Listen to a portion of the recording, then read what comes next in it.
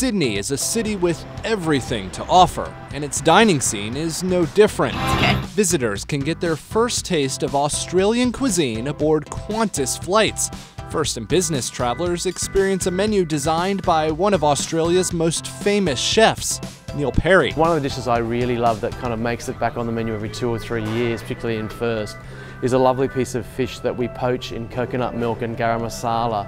And we're quite famous for it, the original rock pool, and it just flies beautifully because curries and food with full flavours just taste so good in the air. In economy and premium economy, passengers enjoy meals paired with the finest Australian produce. The whole philosophy is exactly the same as I have in the restaurants. That's sourcing the best ingredients we can find, keeping it really seasonal, and making sure that we train and work with the people that are going to deliver it, which is the crews. Qantas and Perry work hand in hand to source ingredients from Australian producers, as well as the airline's many destinations.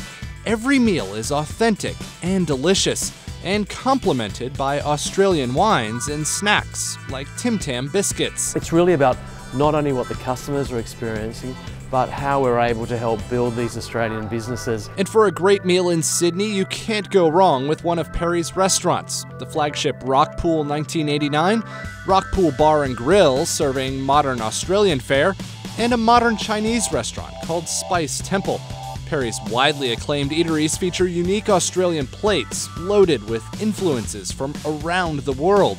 And when Perry dines out in Sydney, he often seeks those same flavors. One of his top picks, the Bridge Room, specializes in dishes crafted with fresh, seasonal ingredients.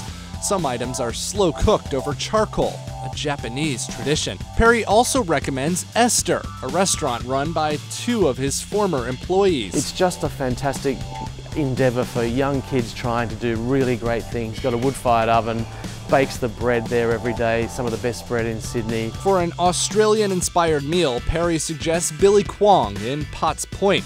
It's a Chinese eating house that embraces locally grown and organic produce with a focus on Australian bush foods. And for seafood lovers, Perry says Golden Century in Sydney's Chinatown is the spot for you. Golden Century is really awesome for live seafood, so you go and have mud crab and abalone and lobster and go with a big table of people and just share everything, and you get to really see a lot of wonderful fresh Australian seafood. If you're after a simple night out in Sydney, take a cue from Perry's family. I really love to go to Chinatown. I spend a lot of time in Chinatown and Koreatown, down around World Square, so I eat a lot of Korean and Chinese food with my family when we're just doing simple things. His top picks in Chinatown include danji, a Korean barbecue that's a cut above the rest. A love for Asian cuisine is something that Perry shares with many Australians, and something you're likely to indulge too on a tour of Sydney. I think the way that we treat and integrate Asian food into our